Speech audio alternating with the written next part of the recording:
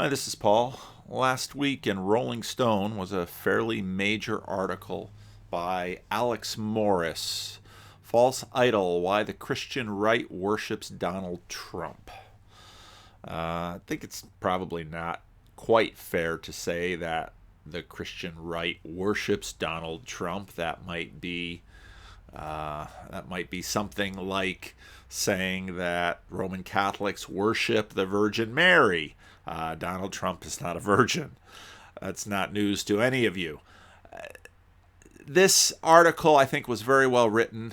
A woman who grew up in Alabama, but a family that read C.S. Lewis, was kind to her gay uncle, so on and so forth. But in many ways, this piece was what I call the subtraction story for who I call progressive evangelicals. Progressive evangelicals generally have grown up with a high view of Scripture. The world, their worldview and the value of historical time is sort of what I call a narrative of sorting. This is especially true, let's say, in an Armenian framework, not Armenia, Arminian framework of, people are here in this world to choose the right way or the wrong way, and they go to heaven if they make the right choice, and they go to hell if they make the bad choice.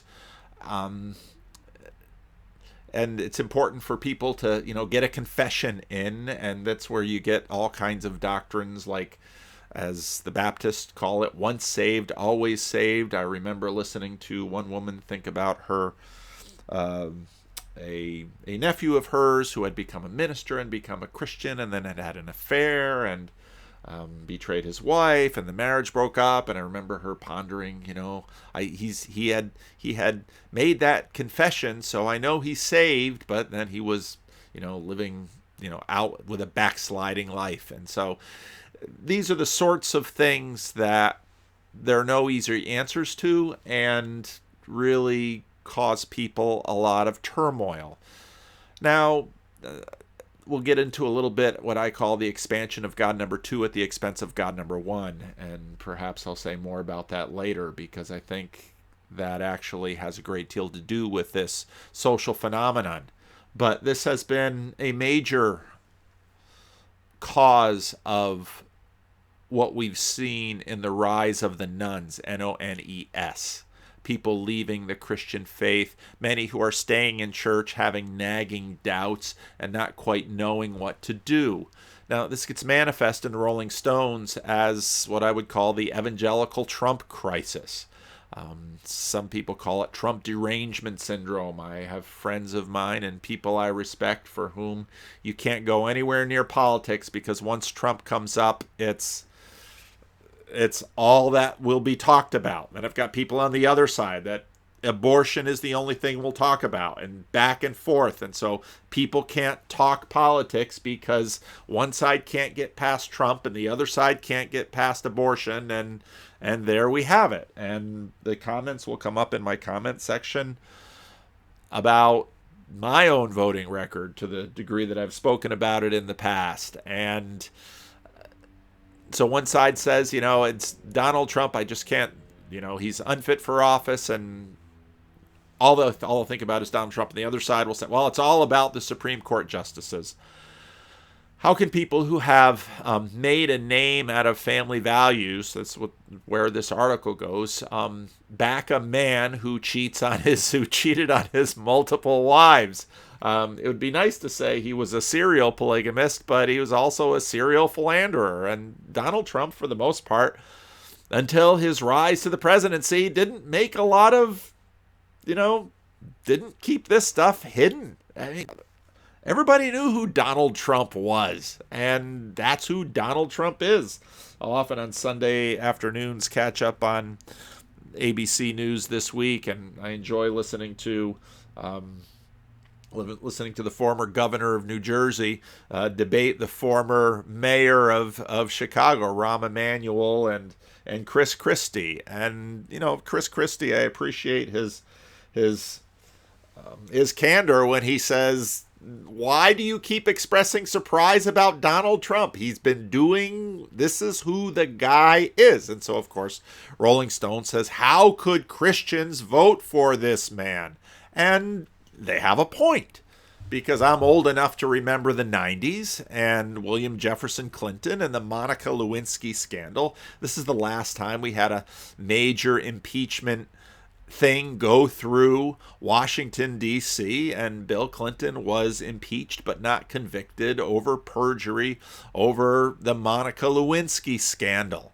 And during that time, people on the right kept talking about abuse of office and he defiled the White House and so on and so forth. And now we have the thing happening, but just the other side, and you have people voting down party lines, and this just increases the amount of cynicism in the country, that politics are just strictly doing politics, and there is no rule of law because, there's no one can critique the other side. Now, of course, Bill Clinton was replaced by George W. Bush. And George W. Bush, I remember many evangelicals when George W. Bush was elected. They were very overjoyed. Someone who's going to bring basically honor and dignity back to the White House. George W. Bush had a conversion story that involved Billy Graham, the great saint of American evangelicalism.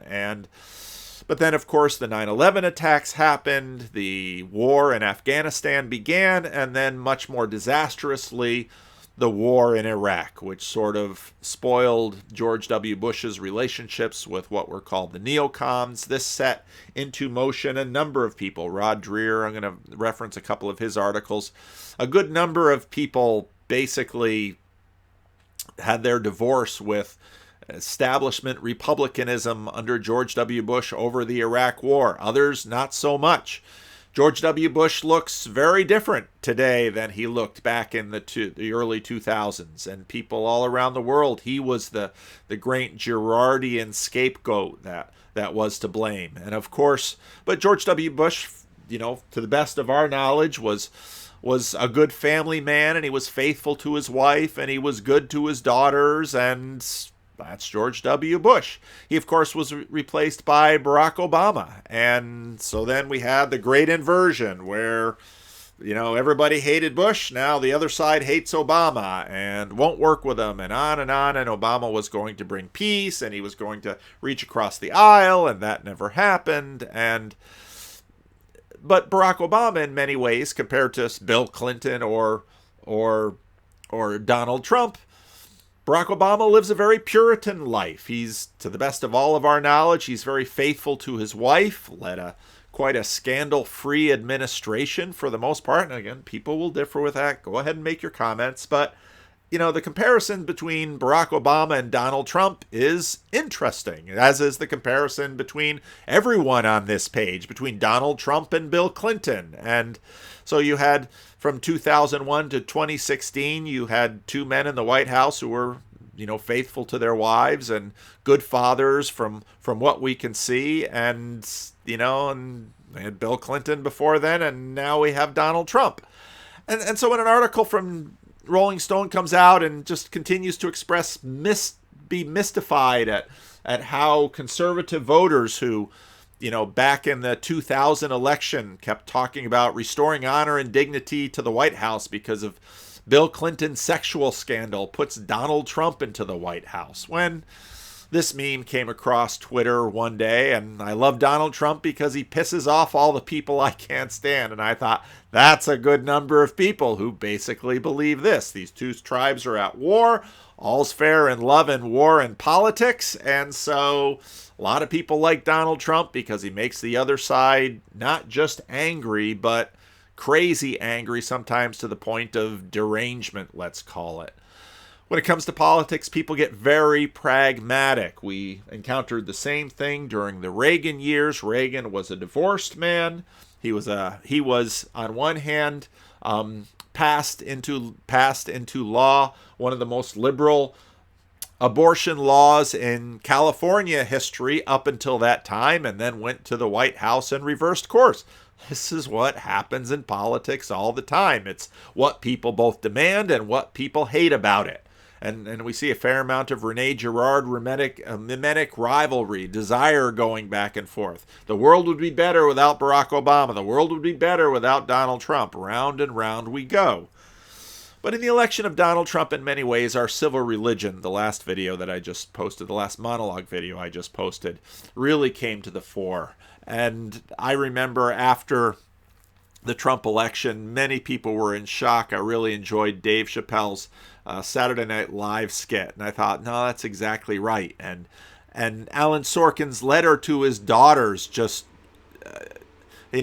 while the world changed last night in a way I couldn't protect you from. And I thought, wow, there are little girls in Nigeria who are kidnapped, over in the war between Christianity and Islam in Nigeria, and there are people going to bed hungry, and this guy writes this to his daughters. That's a terrible feeling as a father. I won't sugarcoat it. This is truly horrible. It's hardly the first time my candidate didn't win. In fact, it's the 6th time.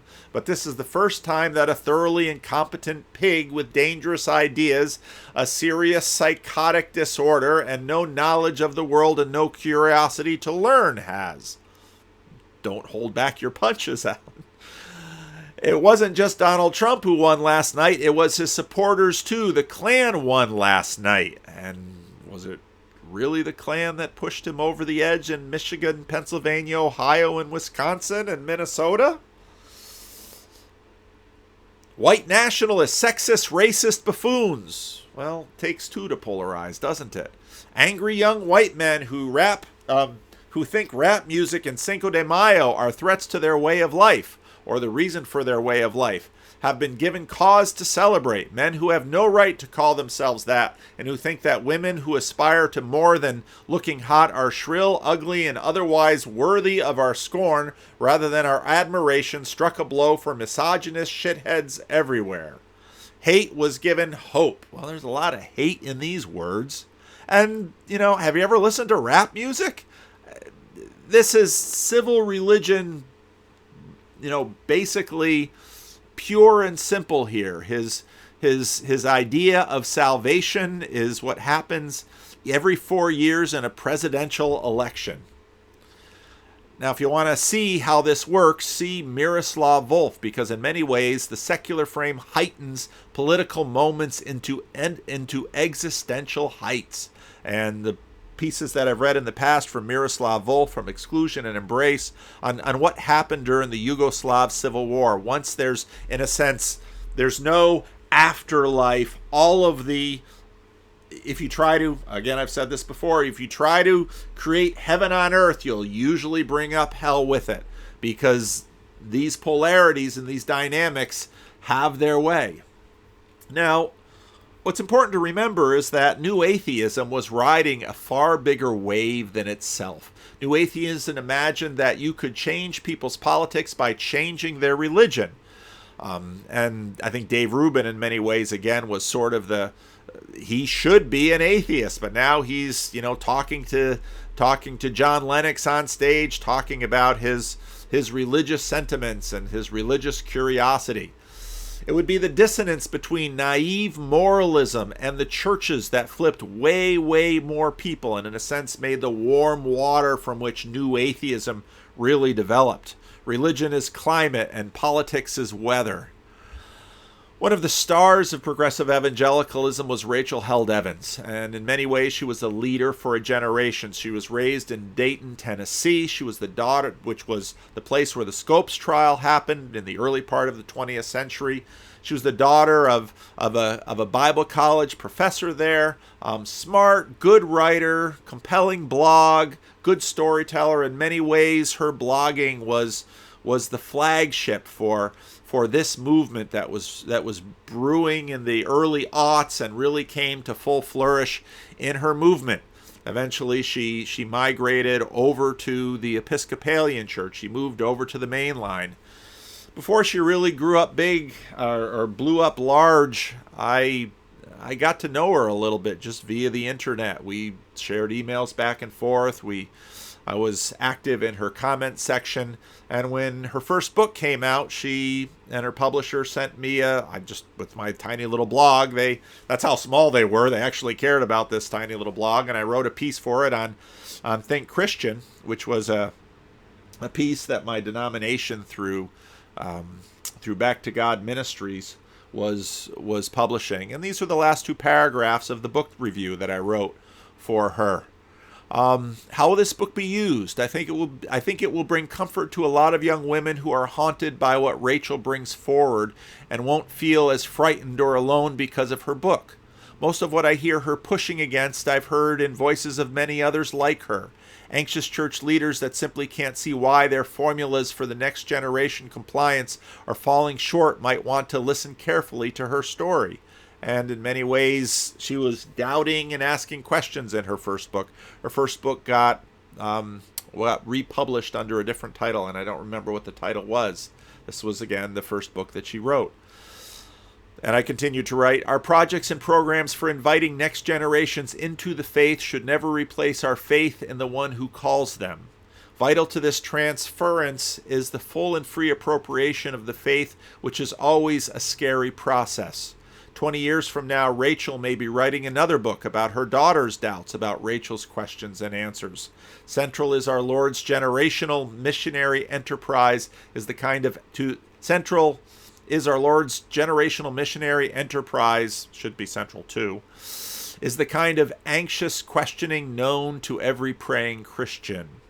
Now, of course, Rachel would die of an infection just a year or so ago, and a tragic loss. But again, in many ways, she was a standard bearer for a generation that had doubts and questions over moral issues, over the way the Bible was taught to them. She eventually would join the Mainline. Rod Dreher, of course, takes up a different position. Rod Dreher, whose own story passes through the George W. Bush administration and the Iraq War and the sense of betrayal that war led to.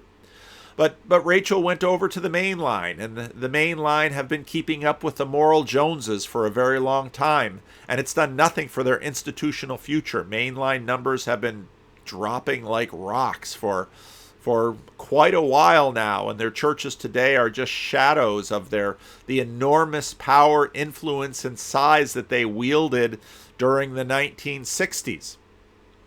Now, this is constant motivation that you hear in more conservative churches, that, we don't want to be like the Mainline, but what do you do about the youth who don't have the same attitudes towards their gay friends, or towards the LGBT issues, or towards Genesis and the Bible, or on down the list goes, and you can read them in Rachel Held Evans' blog and Rachel Held Evans' books.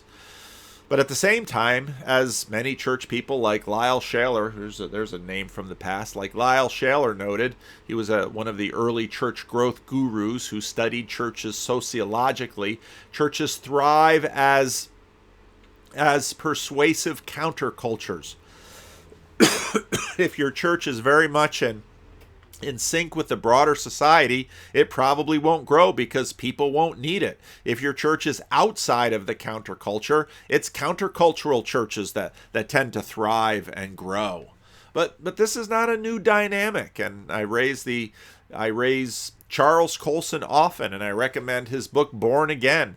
If you read his book written in the mid-70s about Charles Colson's transformation from Richard Nixon hatchet man to Christian evangelist and prison ministry. He writes in his book, my parents had taken me to Episcopal Sunday school and church as a boy, but it had never made much impression on me. Sounds like Jordan Peterson. Well, actually, church probably made more impression on Jordan Peterson. That night, I suddenly became as certain as I had ever been about anything in my life, that out there in the great starlit beyond was God. Keep those words in mind when I show a video from a meaning crisis video. I was convinced that he should rule over the universe, that to him there were no mysteries, that he somehow kept it all miraculously in order. In my own fumbling way, I prayed, knowing that he was there, questioning only whether he had time to hear me. This is part of Charles Colson's conversion from Episcopalian to born-again Christian. Jimmy Carter, again, would grace the cover of Time magazine as born again in the 1970s. And this was part of this grand movement out of the mainline church was into the evangelical church. Church attendance reached its height in the mid-1960s. Evangelical church numbers were strong, often at the mainline's expense through the 70s, 80s, 90s, and aughts, really up until the end of the Cold War, which could perhaps be placed at 9/11. Churches, now you've heard me say this before, churches split right because countercultural dynamics help people cohere in churches, and they leak left.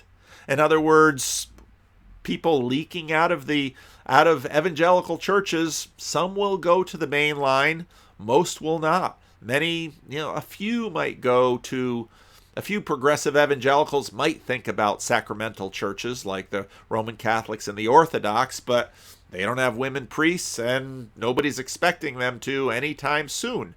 And so left leaking won't save the main line. And that's why Rod Dreher had this piece in October 2014, has the last Episcopalian been born? Because he basically looks at the numbers, looks at the rate of decline and says, you can spot the decline, where it's going to end. Evangelicalism is an individualistic religious marketplace. And so as people have their doubts, as they migrate, as they go different ways, sort of what happened after the big box explosion in the seeker church was that the emergent church took over. And in many ways, Rob Bell and Mark Driscoll were sort of the Bobbsey twins of the emergent movement. They both were born in the same year, and they both went out to establish Mars Hill churches, but very different churches in many ways. Mark Driscoll, you're not going to have women in ministry, but there he is with his jeans with tears in it, and he's preaching his sermons, and he'll be a little bit sexually explicit, too sexually explicit to make John Piper feel comfortable.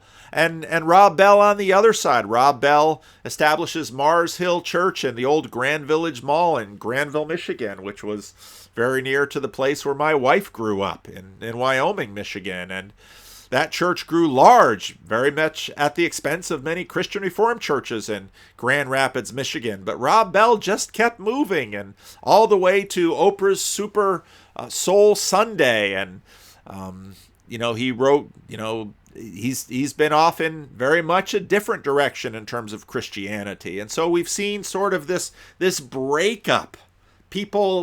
Progressive evangelicals, not Mark Driscoll, I won't call him a progressive evangelical, but in many ways, when the seeker movement ended and the emergent movement started, the two poles of the emergent movement tended to be Rob Bell, really three in some ways, Rob Bell, Mark Driscoll, and Rachel Held Evans. All three sort of camping out in different ways. Rachel Held Evans and Rob Bell sort of on the same page, sort of on the same side, but also slightly different. Rob Bell would be a little bit more spiritual. Rachel Held Evans would be much more secular. Mark Driscoll doubled down on Reformed Calvinism, and a whole young, restless, and Reformed movement would move out of there. But the individualism that you saw in Chuck Colson, where I was just reviewing some things in the books in preparation for this video, I had remembered some of the details wrong. Chuck Colson's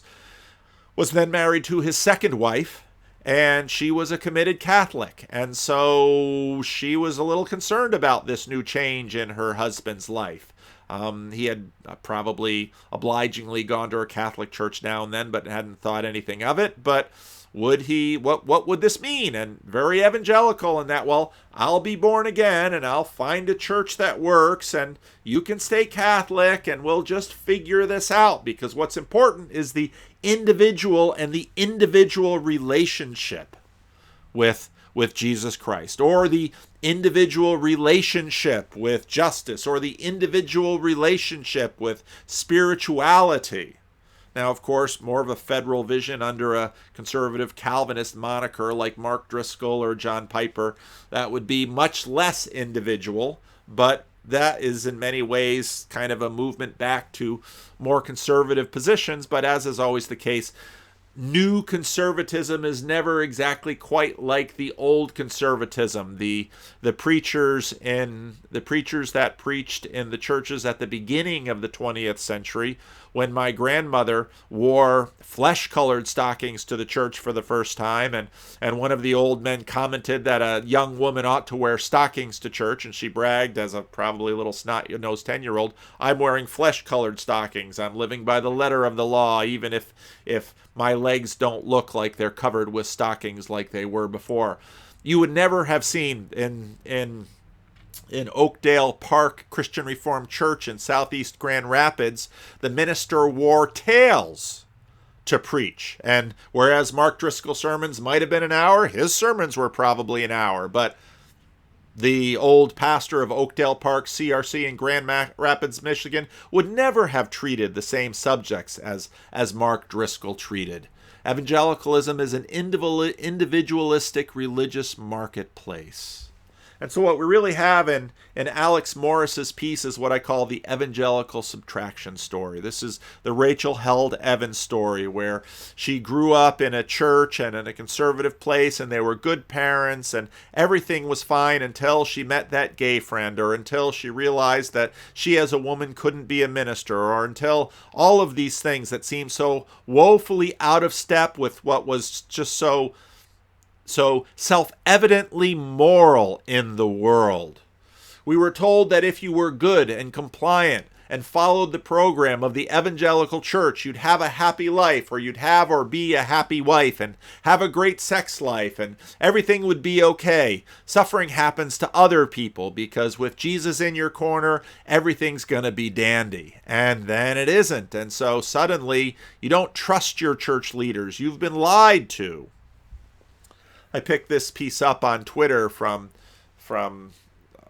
Mike Phillips. He goes by Sackwriter on Twitter, and he wrote a fairly typical piece for this type of genre. My struggles to believe in a Bible without errors, wrestling with the doctrine of inerrancy. He became a minister and was part of an evangelical church, and for a variety of reasons fell away from the evangelical church that he was raised in, and even became a minister. And you can find plenty of ministers with stories like this. Brian McLaren is out there, and you can read his books. It's an entire community of what I would call progressive evangelicals.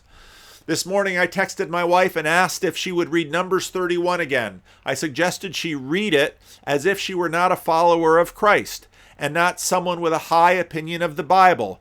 As we digested its contents together, we realized that it was saying that God had ordered the Israelites to kill all the Midianite boys, make all the virgin girls their sex slaves, kill all the women who had sex before, kill all the men, set fire to all their towns, reward the most violent soldiers with more spoils from the massacre. Get your head around these stated facts. God commanded sex slavery. God commanded slaughter of children.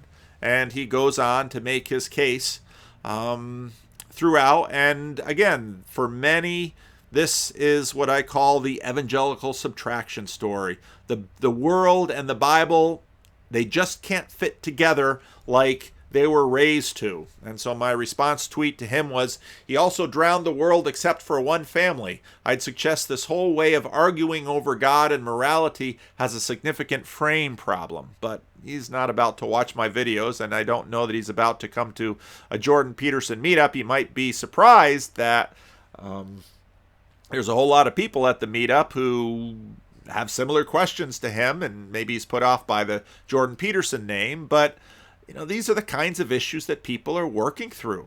People started paying attention to their Bibles. They were told to read their Bibles, and some actually did. And they read things like Numbers 31, and they said, "What does this mean? How can God be moral? And you can see this is very much setting up the new atheist argument. This is the backdrop for the new atheist and their calls to reason. And so we can add him to the marketplace. So some go sort of the progressive evangelical secularist way, and some go more the spiritual way like Rob Bell, and some double down on conservatism with Mark Driscoll and his new way of being conservative in church, and some go full Sam Harris. But then, of course, we have the rise of Jordan Peterson. And if you've never watched Mouthy Buddha's video on his Sam Harris losing his audience to Jordan Peterson, it's well worthwhile. The deterioration of the embedded story brings a crisis of meaning, and thanks to John Vervaeke, we have the meaning crisis language. Many experience it as depression, and one of the things I noted in my YouTube channel is how many people had been suffering from depression and gave testimony that listening to Jordan Peterson made their lives better, that doing meaningful things, doing what is meaningful and not what's expedient, cleaning their room, getting their life in order, getting a job, making a commitment, all of these old-fashioned values gave people a sense of meaning. And we wonder about that. And of course, Peterson at his biblical lecture, we'll talk about that a little bit later. So many experienced that this sort of atheism, nihilism-based depression. People didn't stop being spiritual, and it just usually meant that if they became spiritual, their spirituality was less coherent or organized as an embedded story, and it looked much more like superstition. And so Jordan Peterson is a big part in terms of this whole narrative, in my opinion. Now, those of you who watched my conversation yesterday with Robert V.A. noticed that he got his M.A. in philosophy in Canada, and he mentioned Julian Young, and my knowledge of Kierkegaard and especially Nietzsche is woefully deficient, and so I'm always looking for ways to improve that, but everybody's, read more Jung, read more Nietzsche, read more. There's a lot of more I need to read.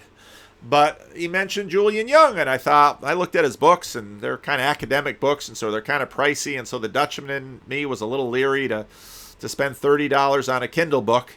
And so that I've got lots of books that are piled up, and if you want to see the unread books in my Kindle library, they're even worse.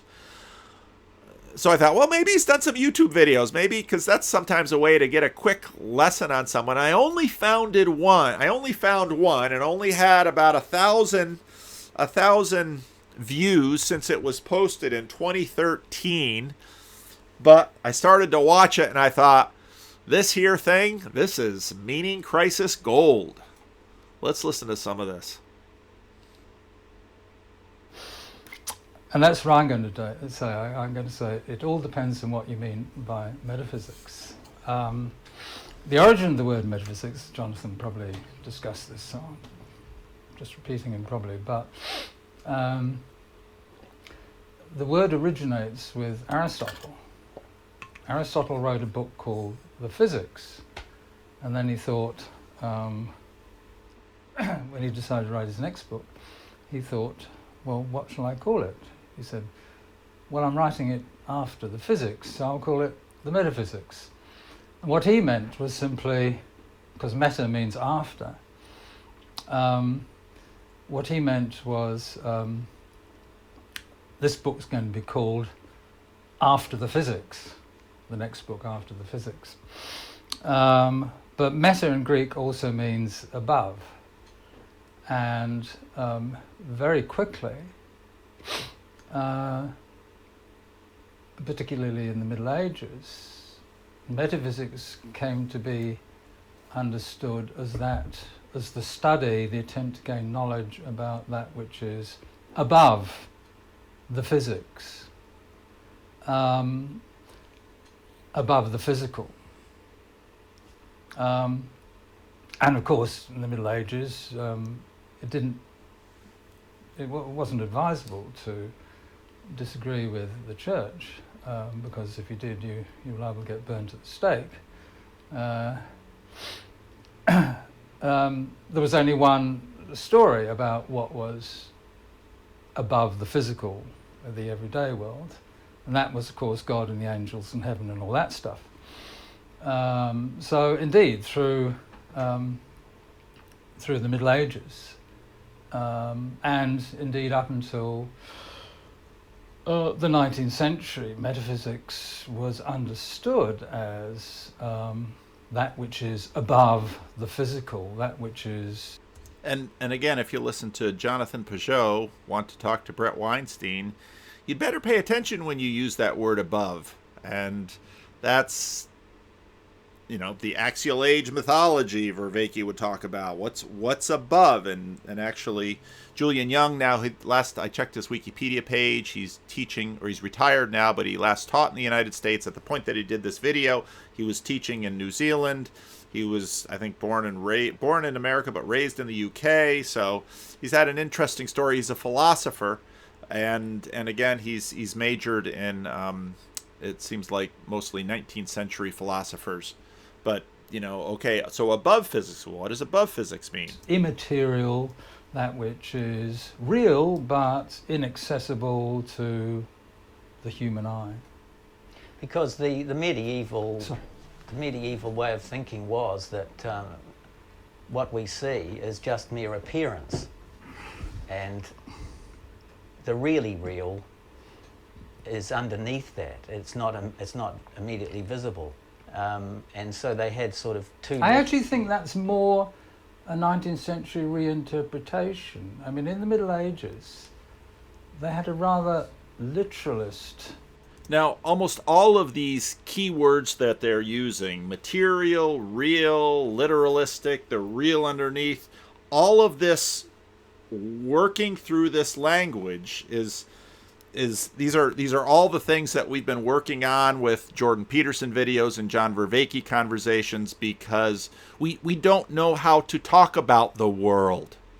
We don't know what's real. We don't know what do we say when it matters, or it's material, or that this conversation here hasn't really been updated at all by all of the work that we've been doing on these terms. And so what you hear them dealing with here is struggling with some of this stuff. And the professor's about to make an error here, which is a point by C.S. Lewis, which I'll make when we get to. But this is what we're dealing with. So again, I'll go back and listen. We're trying to figure out, well, what did the ancients, the classical period and the medieval period, what did they think about it? Well, we struggle to know what they thought about it, because we have to use words to figure. That's the only way we can talk about it. But what do these words mean?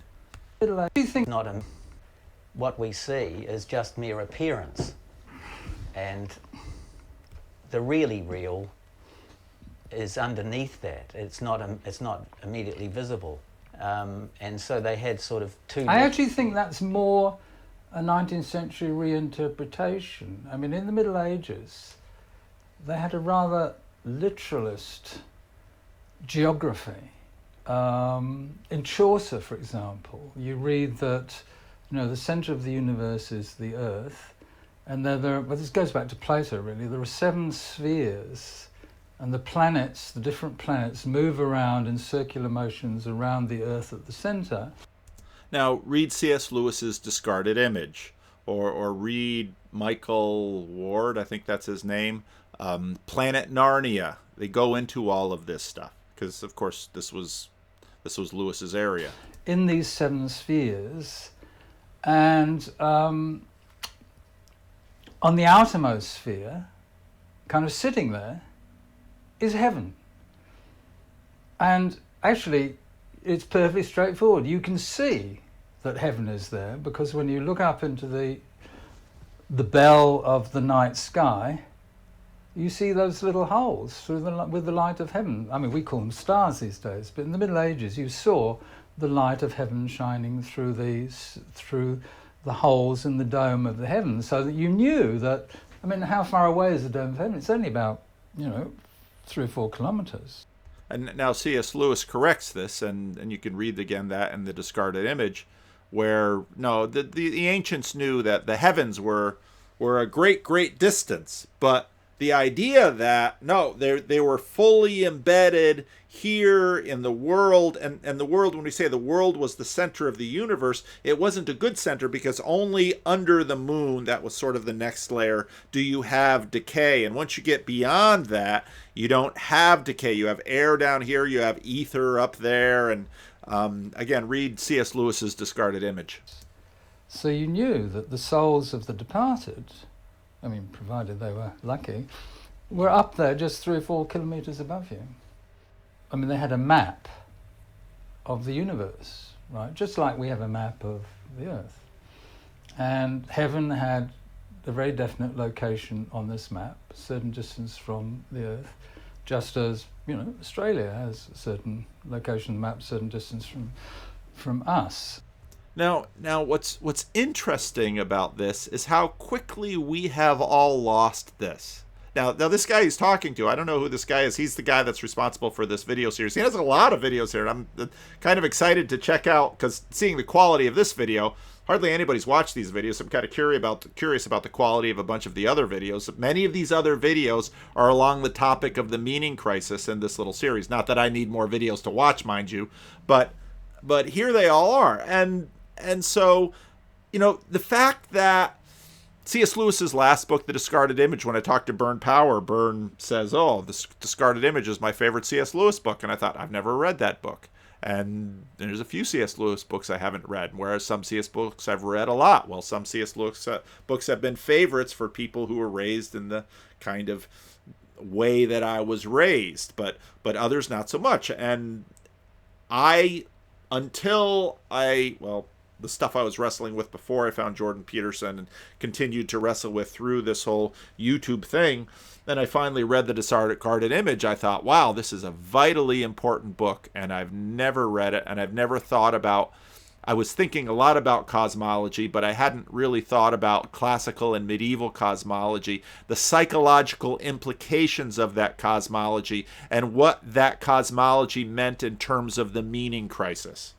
So, I mean, what you said about the reality-appearance dichotomy, that's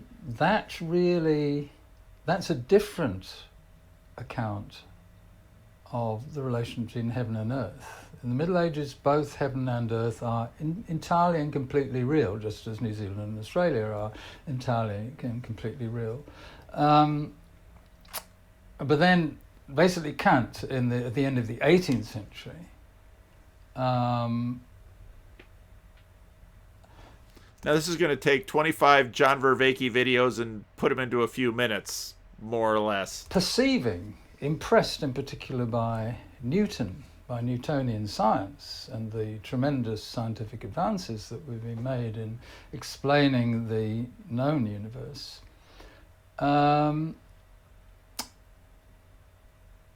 what Kant saw was that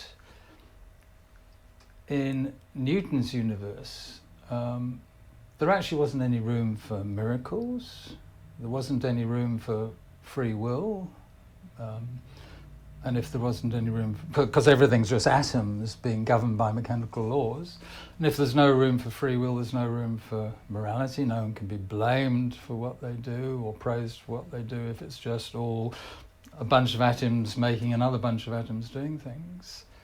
So Kant, who was also a religious person of sorts, he was brought up in the German Quietist tradition, he invented this appearance reality idea that the everyday world, he said, right, that's absolutely Newton's domain.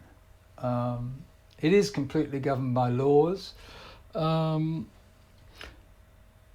but he said, that world is only an appearance. It is merely a construction by the human mind. To put it crudely, it's a kind of dream, a kind of waking dream that we all have. Dramatically, Kant didn't say the reality behind the dream, the reality we would see if only we would all wake up. He didn't say, we know for a fact that that's God and the angels. because he saw that, we can never step out of our own minds. If our minds construct the world of appearance, and if the world of appearance reflects the structure of the human mind, well, that's the only world we can know about. So he said, we can't know anything about reality. Reality is unknowable, but it can be an object of faith, which Christianity has always been. So we can still have our Christian faith that out there in reality is God and the angels, and believe in Newtonian science as explaining everything there is to explain about the world of appearance. So it's Kant's, the appearance, Kant famously said, I have found it necessary to beat back knowledge in order to make room for faith. Newton knows about the everyday world, but that's the world of appearance. That still allows us to have faith that the real world is the world as described by traditional Christianity. Now he's jumping over lots and lots and lots and lots of things there, but he's trying to remember that the first person had said, but there's a reality under the appearances, and he says, no, wait a minute, that's much more 19th century talk, and so there's no Descartes, there's no Aristotle and Aquinas, there's all these other things, there's none of that. He's just basically jumping to Kant and then jumping to us, and this individual, this guy's no slouch either. I don't know who he is. That's good for philosophers, and for Kant especially. I dare say he's a human being like all of us. He has his own, being a very intelligent human being, a very introspective human being that he was. He had to deal with the issue of the time in his own time, and he did it. And he came up with a way out of the Newtonian problem, which was that the universe is mechanical, and if you know the rules of that machine, then you can predict the future and create the future, and there's no room for freedom for the individual will. And this was a genuine crisis, a huge crisis, for the individual. And Kant was very much an individual. In fact, philosophy, if anything, is the religion of the individual, in my interpretation. It's how the individual copes. The person who's happy in the group, in the tribe, in the community, in the huge community of the church, will find, their solace there perhaps, and they don't identify so much existentially with the individual human atom, but more with the group. Now he starts making a very interesting argument, and that brings this conversation in a very interesting direction. He's essentially saying that, this philosophy, this is consolation of the individuals, and philosophy is often something that I will read by myself, or you might have a class in philosophy, but unlike religion, that very much has something around which people move, as Jonathan Haidt would notice, philosophy tends to be these things, just individuals in their minds and what they're doing to find their solace. And the whole point behind this thing is meaning. How have we lost meaning? And this guy makes the point that we've lost meaning because we've lost community. And it's feelings and beliefs. But me, I'm definitely an individual type. I dare say you are. Hegel was, Kant was, Schopenhauer was, Nietzsche were. None of them were all group people. You wouldn't find a group philosopher. They're all individuals. And I think, I've got to be realistic. I don't believe that even what we're discussing here would be of interest to someone who is happy in their community. Whatever the community is, might only be a rugby club. I still think if they're very happy in that community and they find meaning within the community's ethos, might be a gang, actually, they'd probably have turned off by now.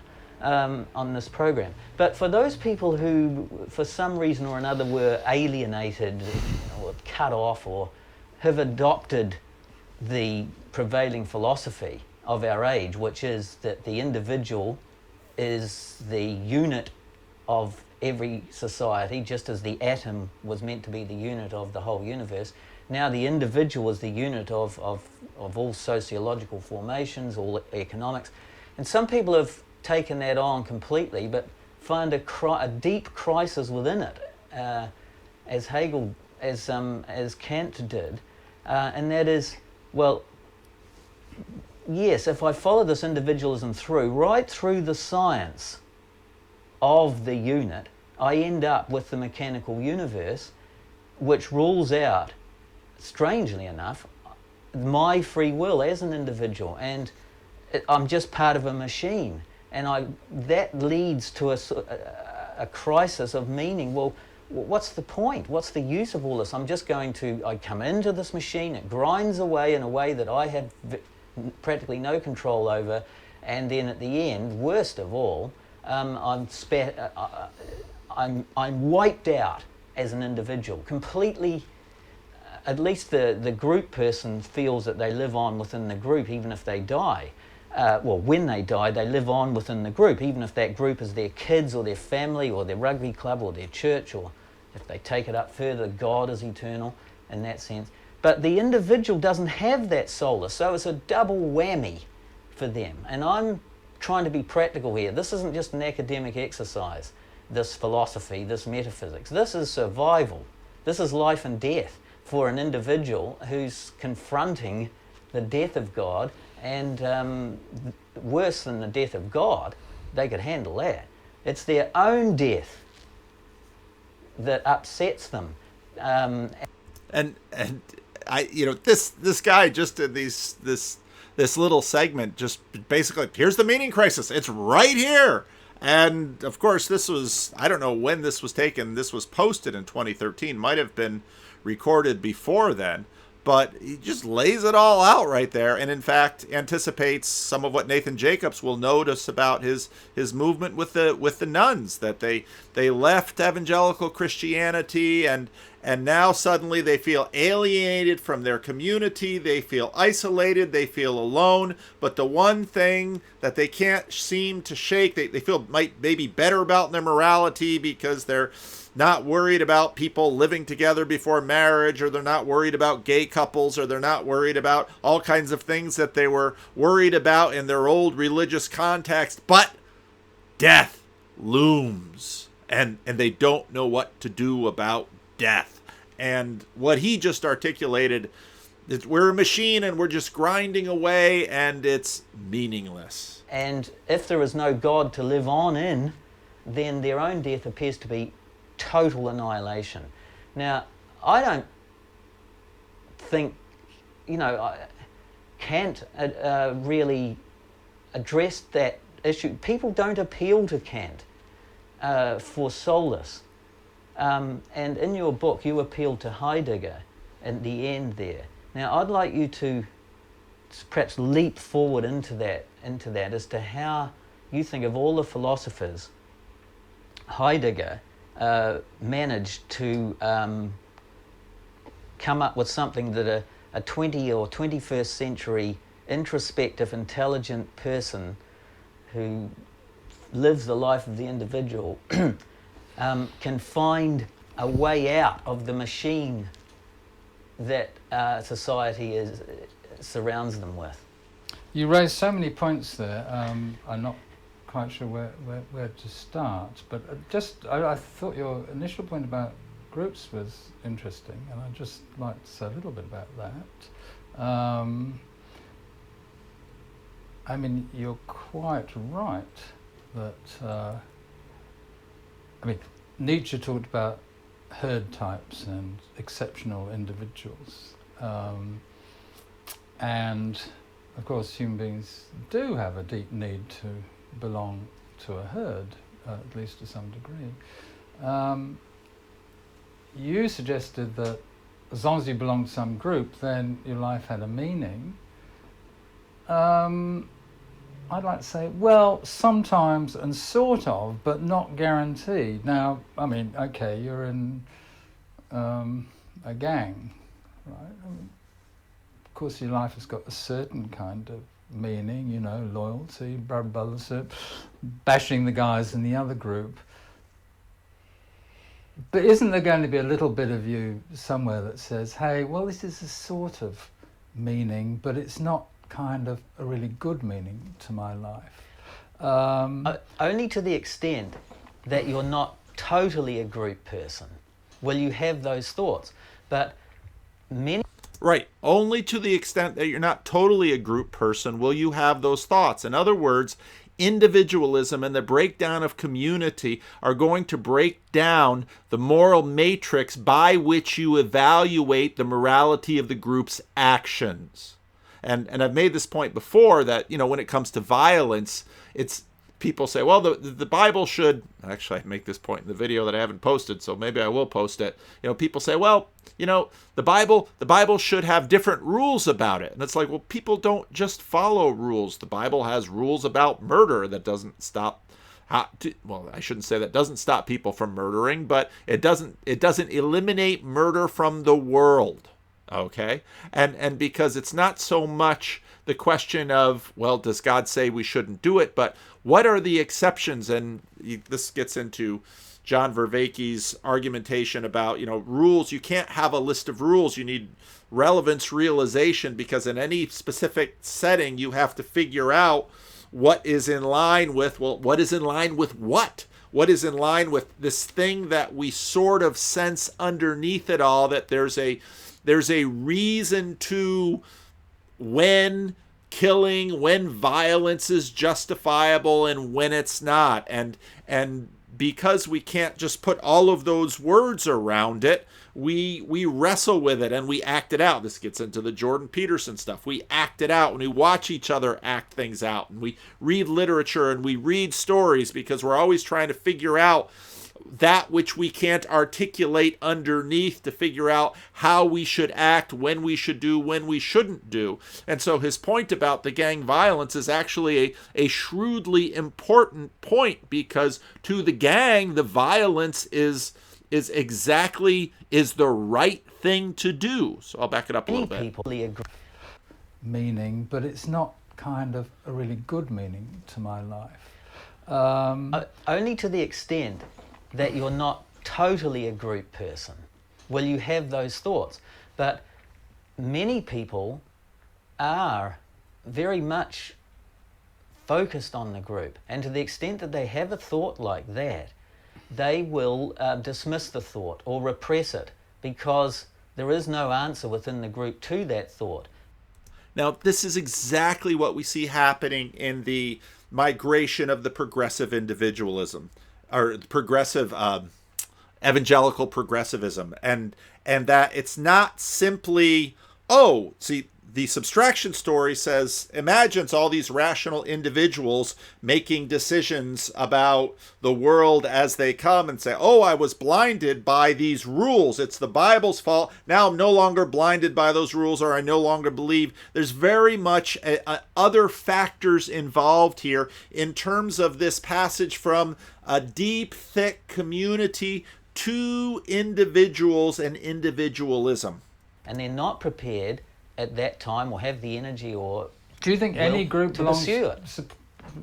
gives a meaning to life? I mean, a group of bridge players, do you think bridge playing can count as a life meaning?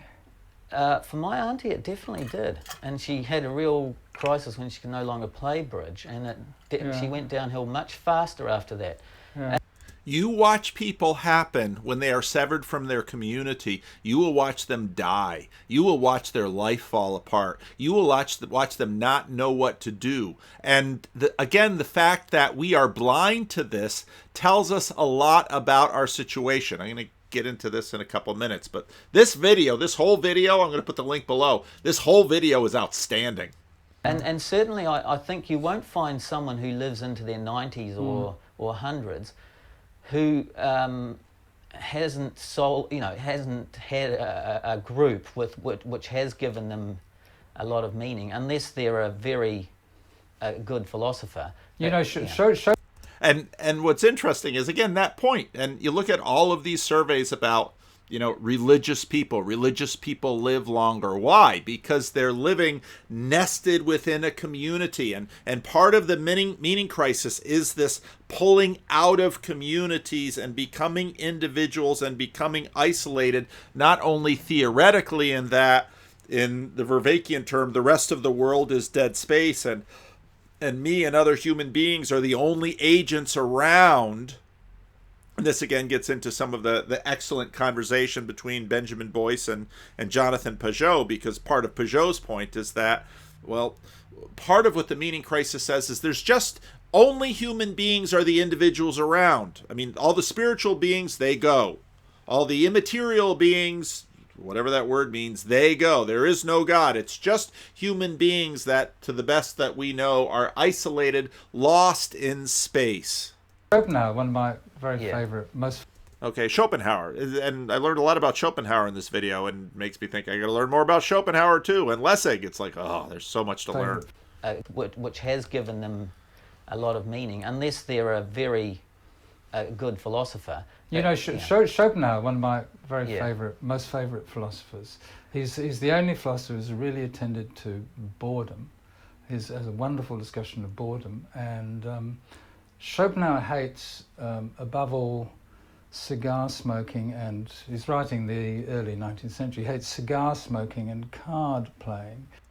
And what's so interesting is that's just the opposite of C.S. Lewis, because what did C.S. Lewis love? He loved long walks with his friends. He loved going to the pub. He loved community. Now this, again, as a boy who lost his mother at a very young age, and he and his brother Warnie were very much left alone by a father who was in pain, raised by nannies, sent off to boarding school.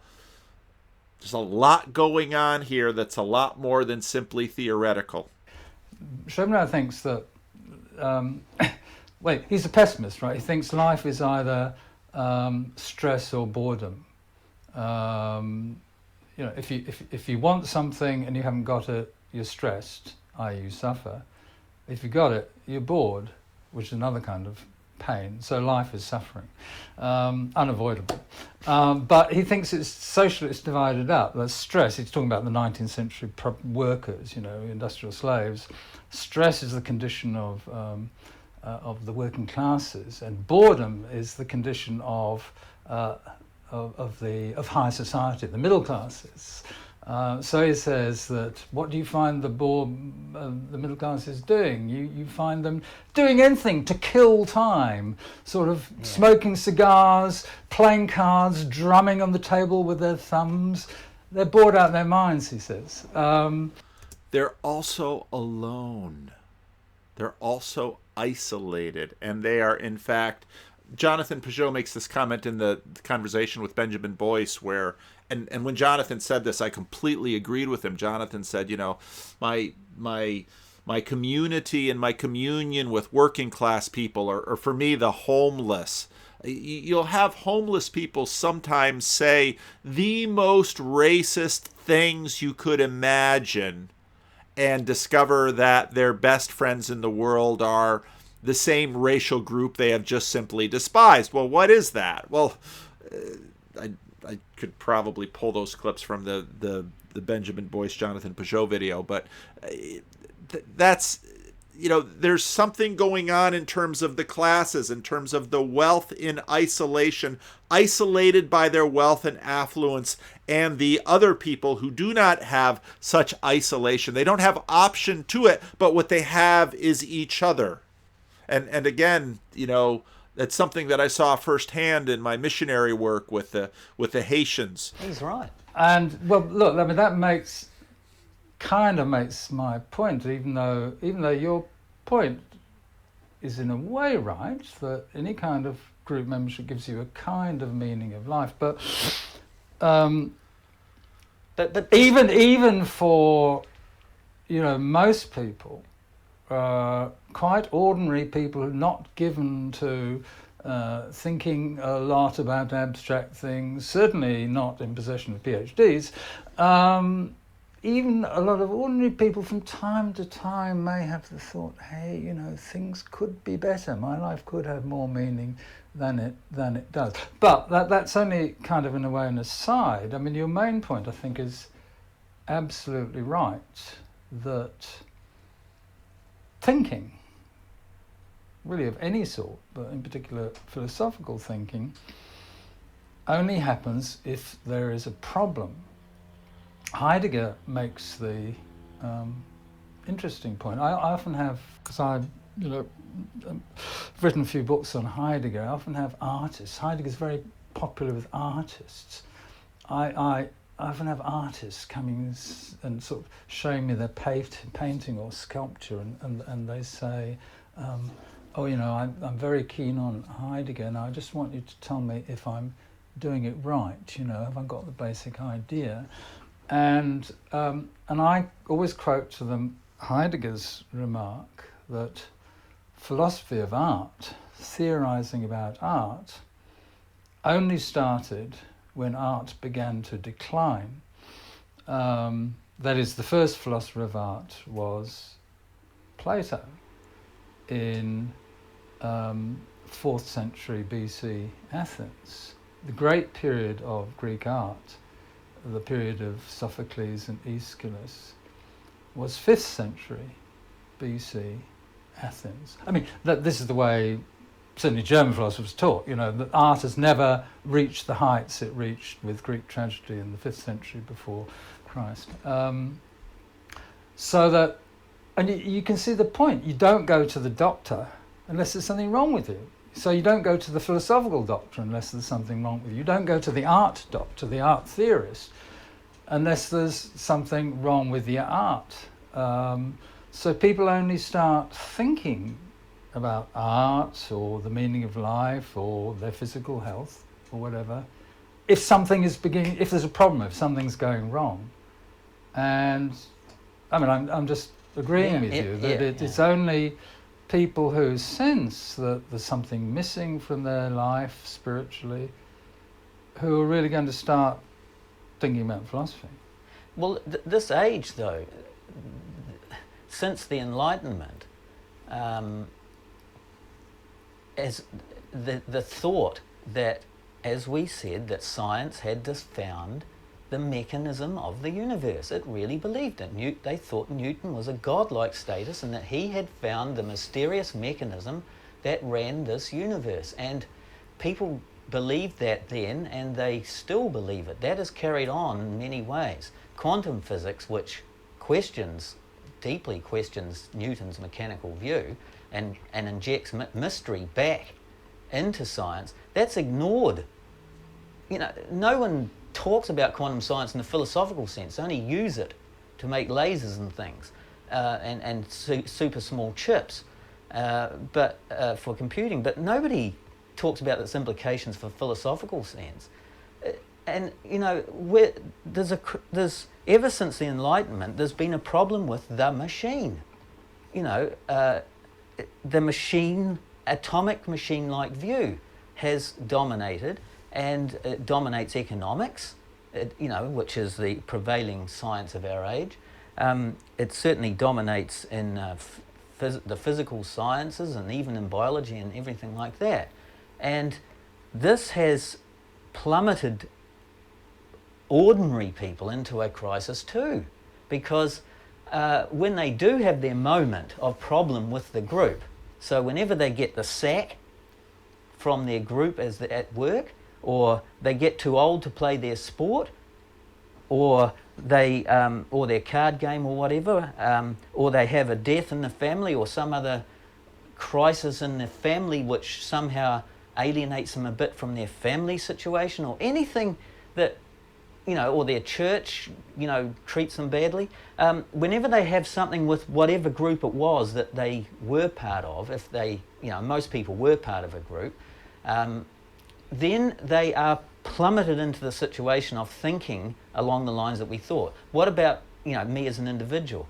And it's at that point that they cannot find any answers. It's at that point that they have a philosophical or an existential problem. And that's why your book brings us right up to that and says that we won't find any answers with Schopenhauer, with Kant, with Nietzsche, Sartre, Camus. I mean, all of these people are basically not really providing a convincing answer, even if people read them, which they don't. And Nietzsche does come up with something. Now, Heidegger, you mean? Heidegger comes up with something. What does he come up with that, for you, having thought about this more than just about anybody, you've arrived at that conclusion? I'm very interested in it, in the conclusion that Heidegger, what did he really mean towards the end there? I've actually changed my mind in some ways since writing that book. I would speak much more positively about Nietzsche now than I did then, but you want me to talk about Heidegger, and I will. No, I want you to tell me what you think. I'm not here to find out, any particular academic thing. This is, for me, as I said, this is very practical, very real. This is a problem that we face, or that lots of people face as when they have to confront their lives as an individual outside the group. And more and more people are having to do that. That's the nature of our society, that everyone is told, it's your life, it's up to you, you live it your way.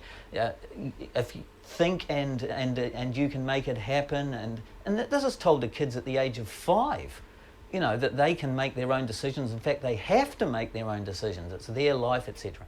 So this problem of the individual is to, meaning and, okay, I've got to make my own decisions, but on what basis? You tell me what, after all the reading of all that's the the problem, but that's the problem with existential. That's the problem with Jean-Paul Sartre. That for Sartre, the essence of life is freedom, and so everyone needs a life project or meaning. The emphasis of life is freedom from, okay? Now, again, follow the tracks. It's the individual. And when he's talking about, this is exactly the story of a lot of progressive evangelicals. I disagree with the church on Genesis and science. I disagree with the church on the nature of Scripture. I disagree with the church on gays. I disagree with the church on women. And, churches are here, and now you're on the outside, and now you've got, and so at one moment they're exhilarated. They've got the freedom to choose. They can decide whatever they want to, and so they go and do. But then they discover that they might find a few other people who can find whatever they want to. But then in what story are you embedded? It's the same story of, okay, I've taken away this traditional religious covering that kept me in this community, and now I'm an individual, and I'm free, and I'm out there, and now they have to make up everything as they go. And according to Sartre, you just choose it. You just go, right, that's it. But the point is, if you choose your life meaning like that, sort of out of a hat, it doesn't really commit you, because okay, you've made that your life choice, and then someone comes along and says, you've decided to be a communist, and you're fighting the Spanish Civil War against the fascists, and that guy's a fascist. Now, why should I fight? Why should I sacrifice my life for my meaning? Why should I think my meaning's better than his meaning? And I can't give any answer, because it's just, I've just chosen it at random. Exactly. And so it seems to me a crucial point is that, to say to someone, you've got to choose a meaning, is useless, because a chosen meaning isn't a meaning. Somehow the meaning of life has got to be discovered, yes, rather than chosen. And again, you look at the celebrity atheists, and they will make the point that, you can find meaning, and you just go and you can make meaning. But his point is compelling. You don't just make it, because that's and it's critically important about the group. And one of the things that we've seen is that these people who are religious they have deep, thick, embedded community, and they find meaning in community. Now it comes at cost, but they have buffer, and they live in a world of meaning. You're out there in the individual. You're choosing your own meanings. You're alone in the cosmos. Absolutely. Now, where did you discover it? Or where did you think Nietzsche or Heidegger? Okay, so this goes on. We're only 30 minutes in. It goes on for another hour and a quarter, and I'm not going to play that whole thing here. But there we have it. And so I was watching this video, and it's like, wow, look at this. This is what we've been talking about.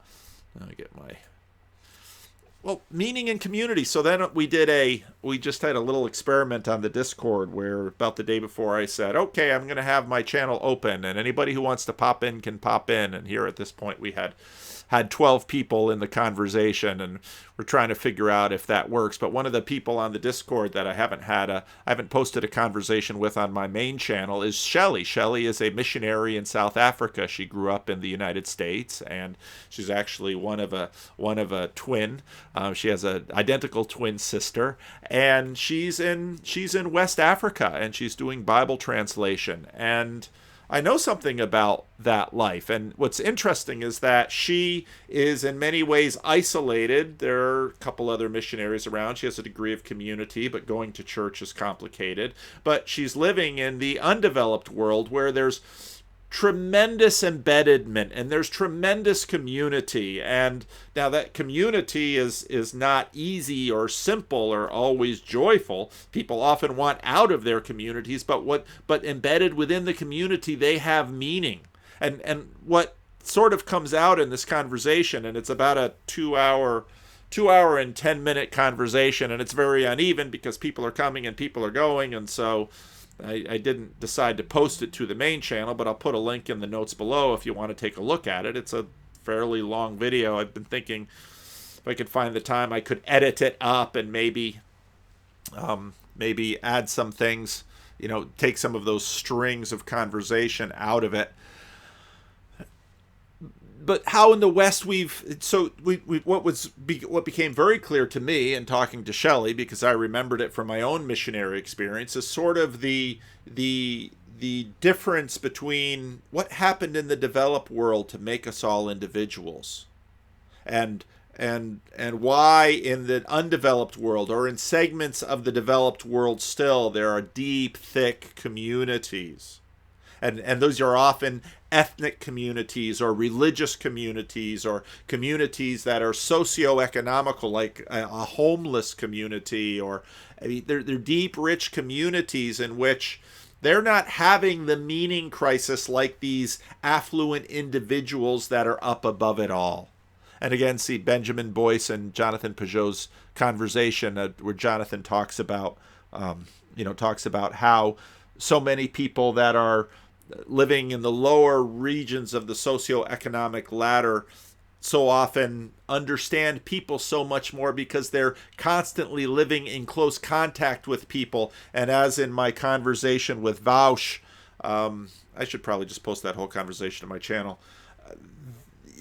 He was talking about, well, we really need community. And I said, well, take away everybody's money and you'll find people with community, because the more affluent people get, the smaller their household size gets. Why? Well, read C.S. Lewis's The Great Divorce. We can't get along with each other when we don't have to. When you're forced to get along with each other, you find ways to create community even if there's strife.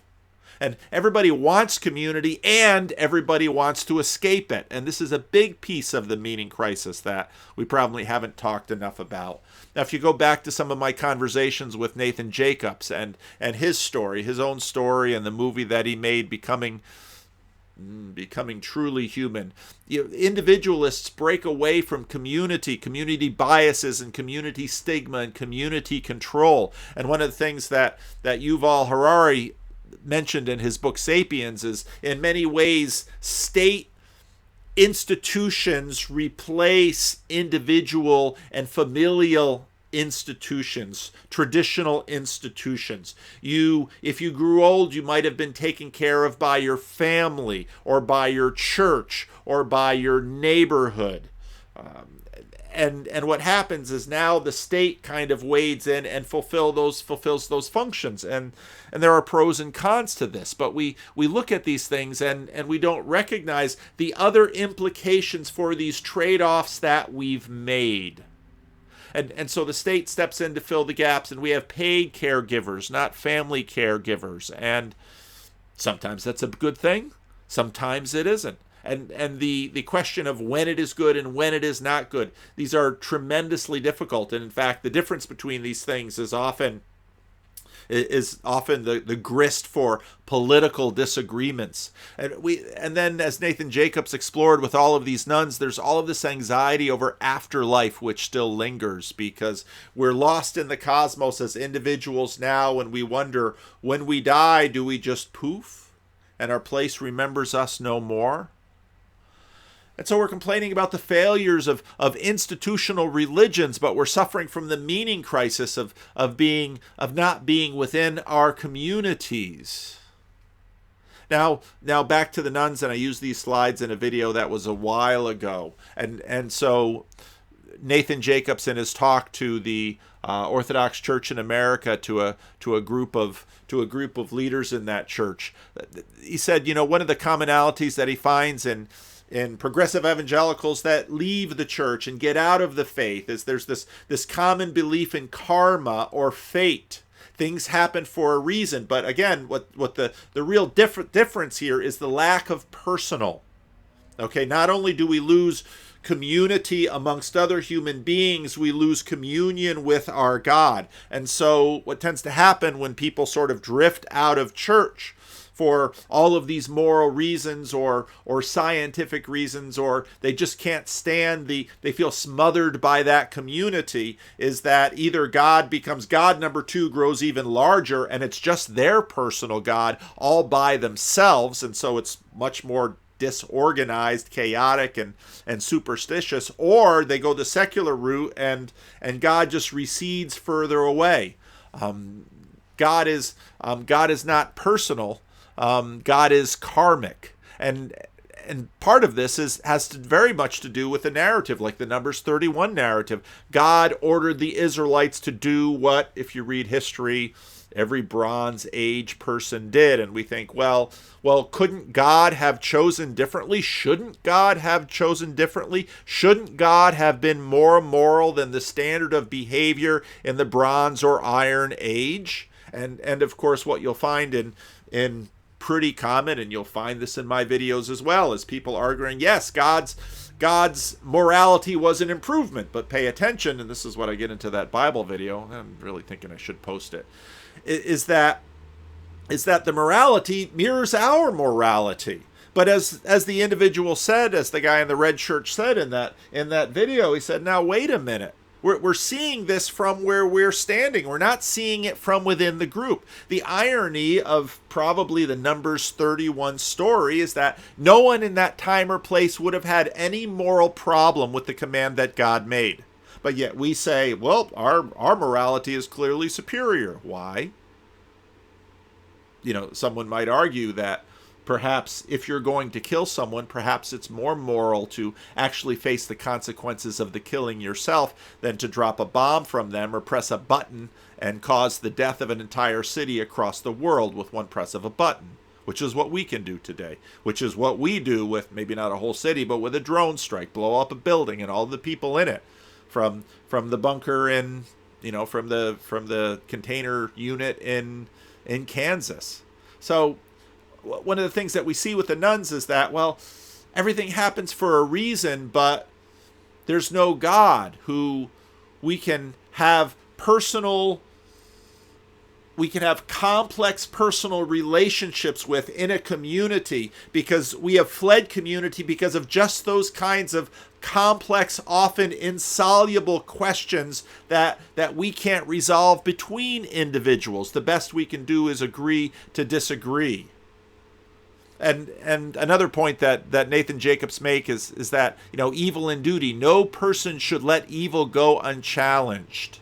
This is the call-out culture, if they can stop it. And so therefore, God in the Old Testament, God failed the call-out culture test because God allows all kinds of bad things to happen. And when I think about this, I've been thinking a lot about God number one and God number two. And what it seems to have happened is God number two expands and eclipses God number one until, in a sense, God number two grows so large and then sort of pops. And I can no longer believe in a God, and then all we get down to is karma. But you know what? Karma is going to beget pantheism, and pantheism at some point is going to emerge into some personalism, and perhaps what we're seeing is a sort of a cycle.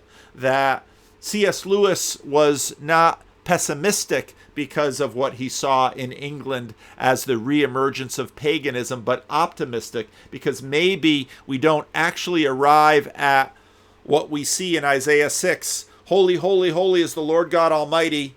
That's God number two. The whole earth is full of his glory. That's God number one. Maybe you need a certain amount of, and this is exactly what, a certain amount of understanding that God is all in all, and in him we move and have our being, in order to appreciate then the narrative of the incarnation and the Hebrew sense of negotiating with a personal God who has likes and dislikes, a personal God who has personality, a personal God who can get angry, a personal God with whom you can have a relationship, a personal God with whom you can be a friend, which contextualizes the kinds of things that Jesus says, "Depart from me, I never knew you." Now the world is meaningful for the nuns. They're not ready to give up on that, because to give up on that would be to risk nihilism and suicide. And then Nathan Jacobs brings up the movie Life Itself, and the climax of that movie is this one individual. It's a very interesting movie. Says, but life itself is also a completely unreliable narrator. So out of this you begin, instead of talking about God, we'll talk about life or the universe, but there's a pantheism developing already. A little bit later in that thing, you'll say, Heidegger and pantheism. It's almost like a cycle. Once we develop enough pantheism, eventually there's going to be the emergence of a personal God, and, well, now you've got the unreliable narrator. Well, how is it an upgrade if you discard relationship and a personal God to a world of chaos? At least with a personal God, you had someone to blame. And what C.S. Lewis noted is that people in self, and you commonly find this, are both angry with God and say he doesn't exist. Well, that's a very interesting psychological trick we play, and it's very common. But God is an unreliable narrator, and that's when you get, again, to the Bible that, well, God can be trusted. And this, of course, is centering on the book of Job. Can Job trust God even if God allows all these horrible things to happen in Job's life? Can God be trusted even if Jesus, his son, is crucified on the cross? The title of the film is disavowed in the thematic statement of the same movie. Life itself is a completely unreliable narrator, but then they say, what goes around comes around, and there is meaning and purpose, and that's what the whole arc of the movie is about. But the revelation of the movie wasn't written by chaos. In fact, where does all of this order come from? A person wrote the intricate storylines and brought them to a meaningful and satisfying outcome, because, of course, it's an American film. And so we bring all of these assumptions about morals to our Bible readings, and we try to sort it out, and we try and sort out the world. One of the things that I've been noting is one of the arguments that, let's say, many atheists or non-theists have is that they don't believe that a world like this could be the product of a morally good God.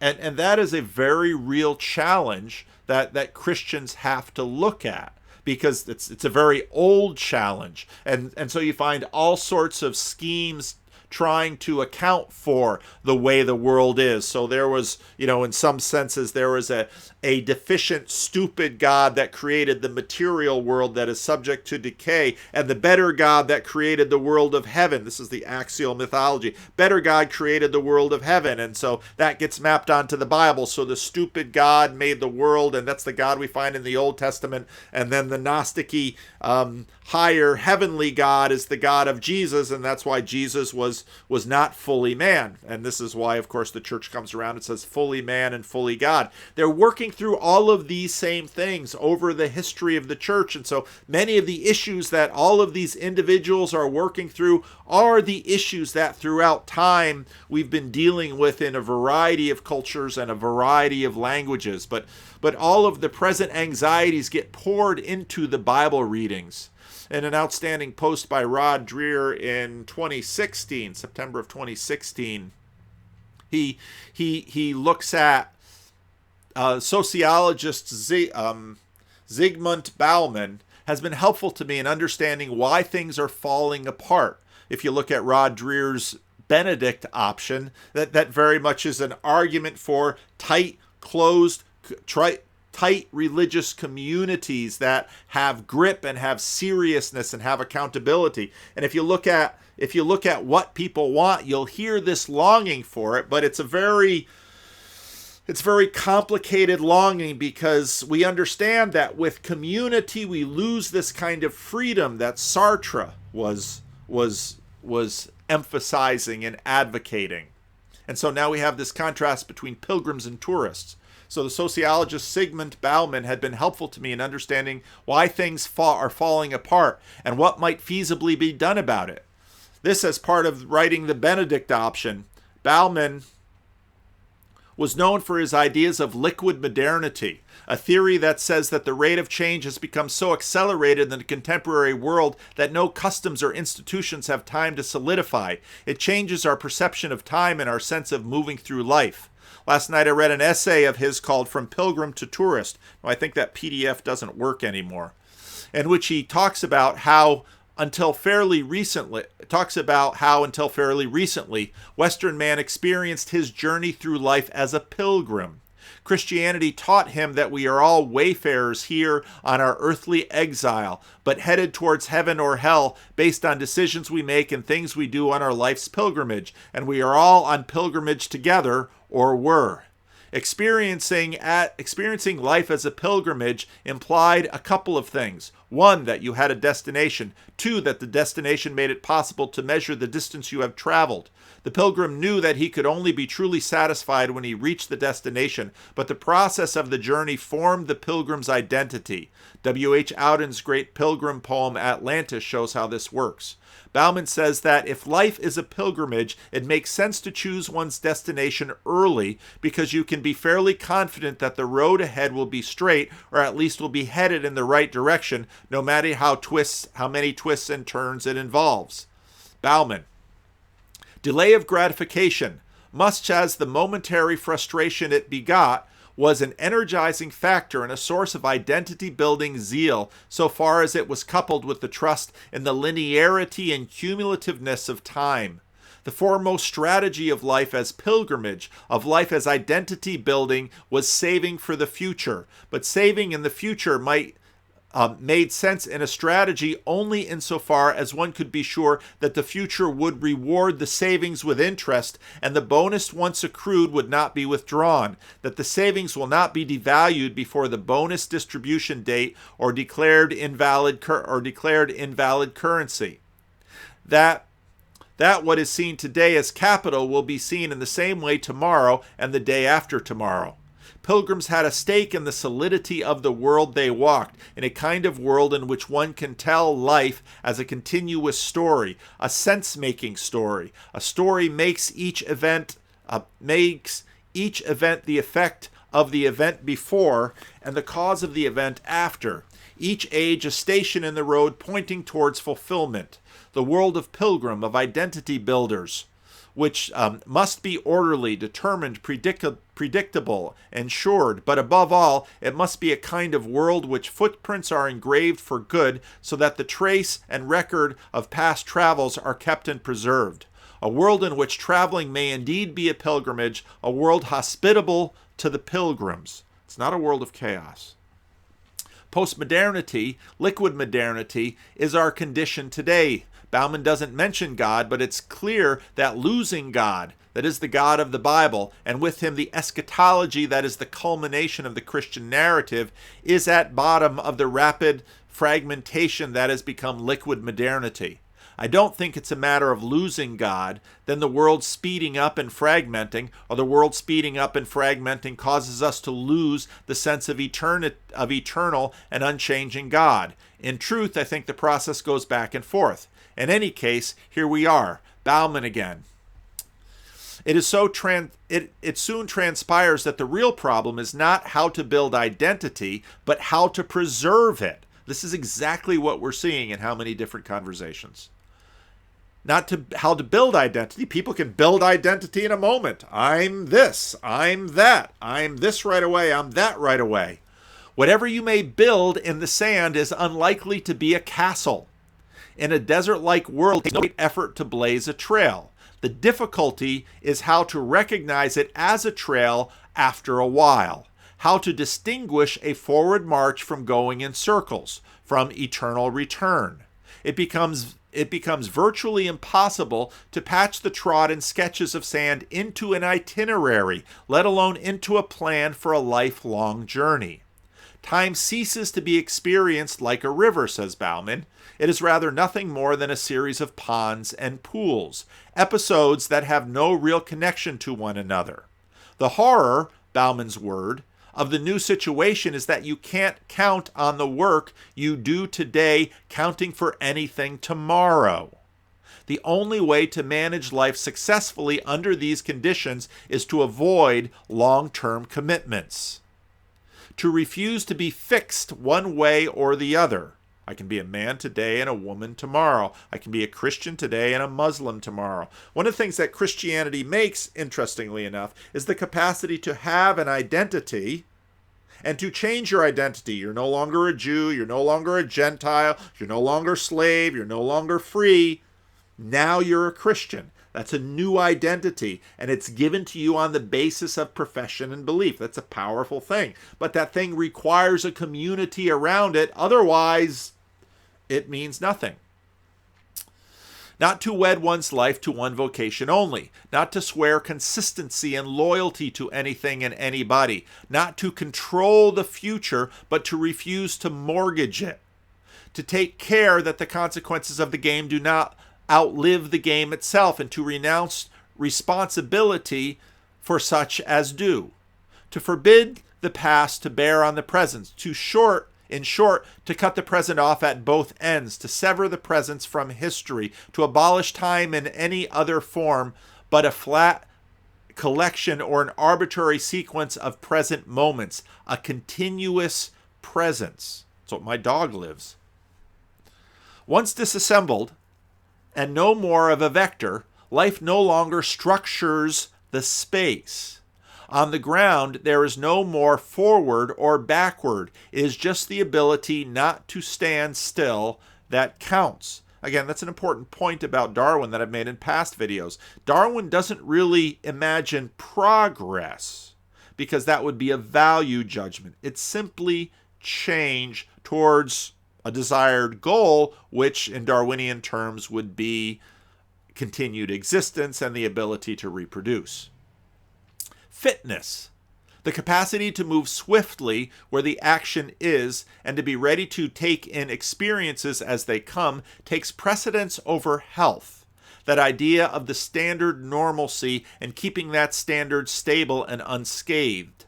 All delay, including delay of gratification, loses its meaning. There is no arrow-like time left to measure it.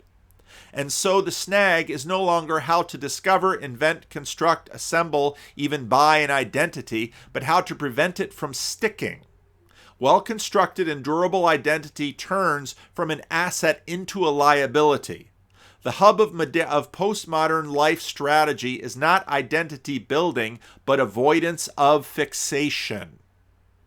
That's avoidance of fixation individually and communally.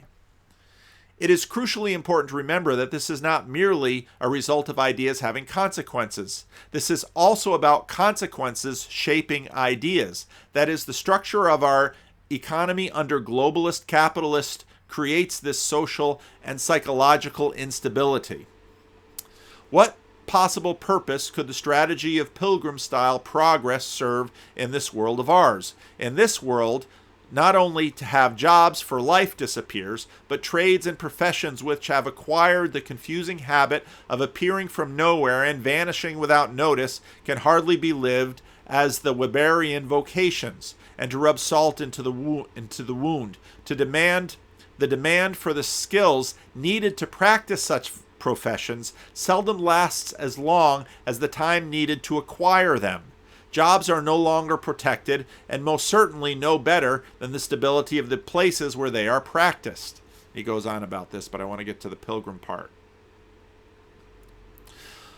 Bauman says that liquid modernity has rendered the identity of pilgrim obsolete. We are now tourists, people who flit from place to place on a whim, consuming what pleasures we can find there without making any commitment to the place, moving on when we get bored or things get tough.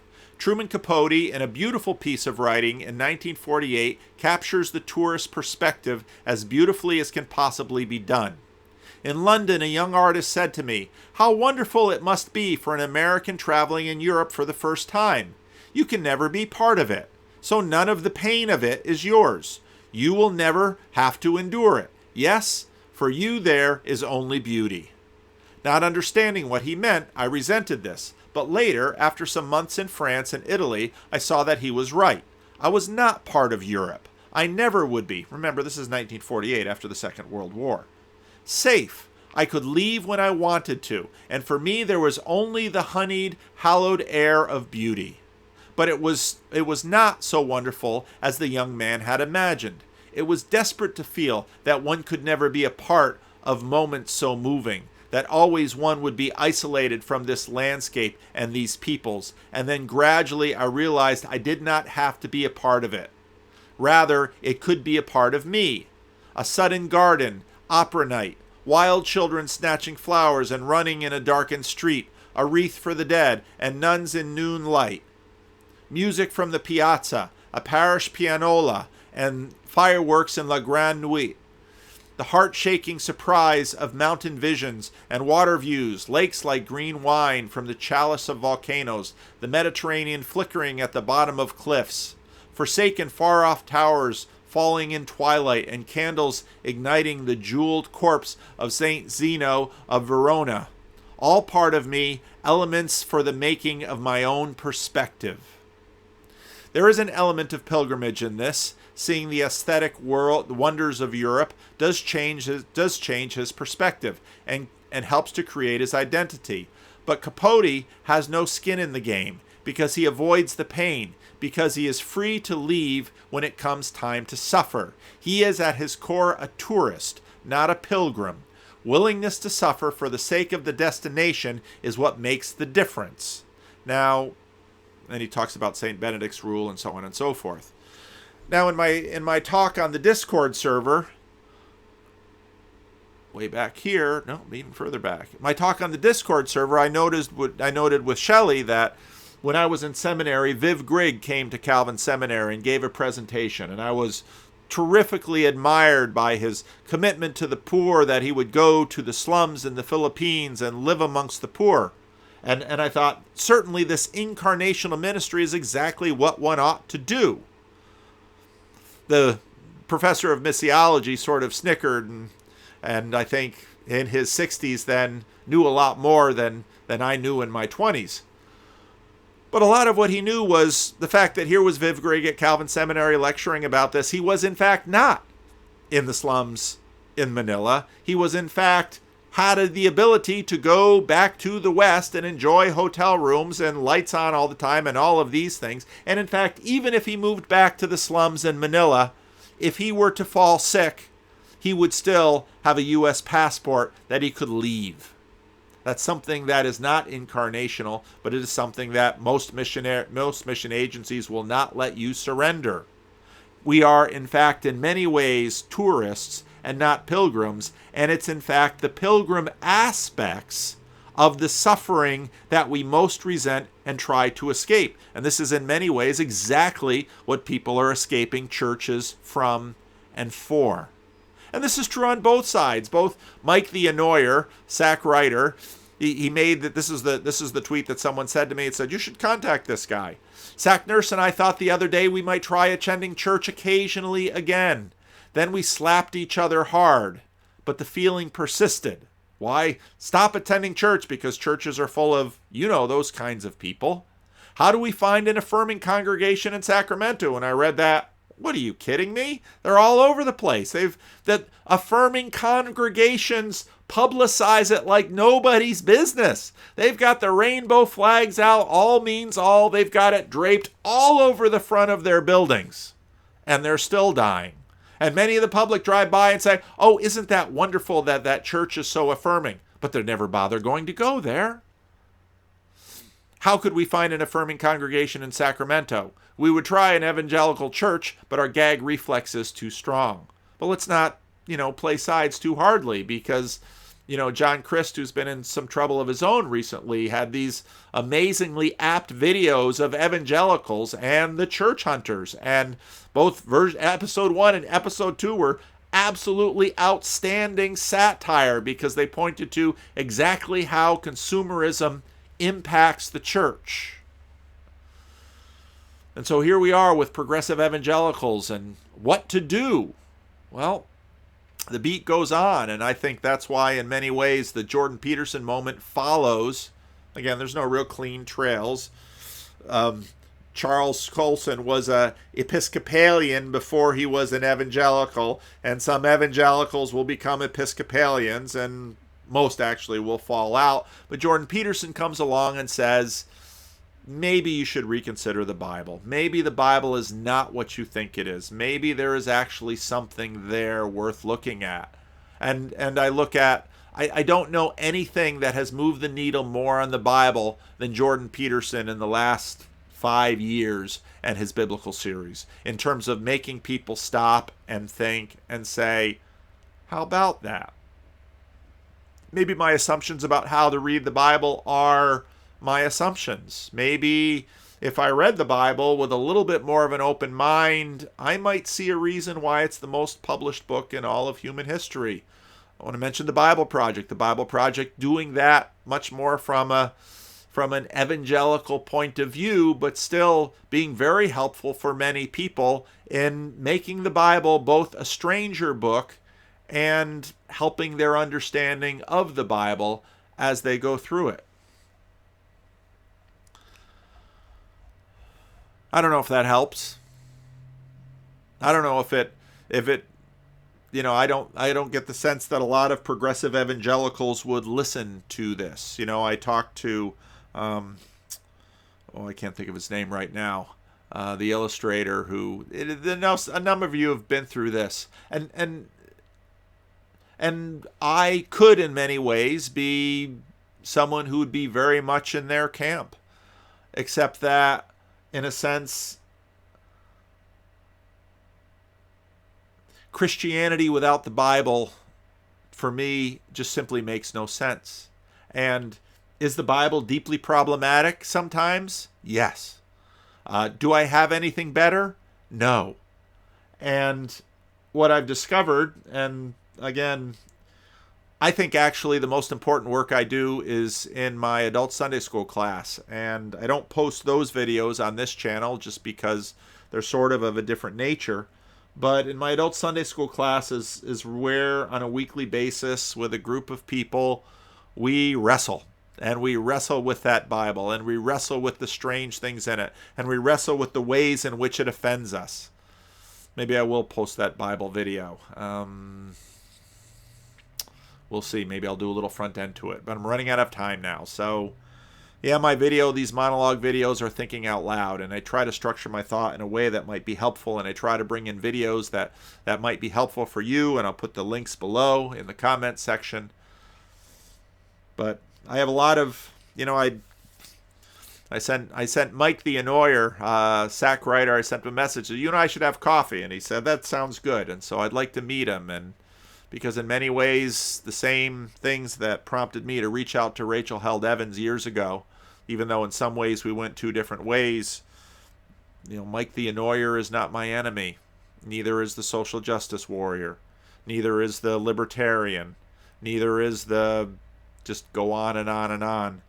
Jesus' rule is love the Lord your God with all your heart, soul, mind, and strength, and love your neighbor as yourself. And neighbors are all the way up to and including your enemies.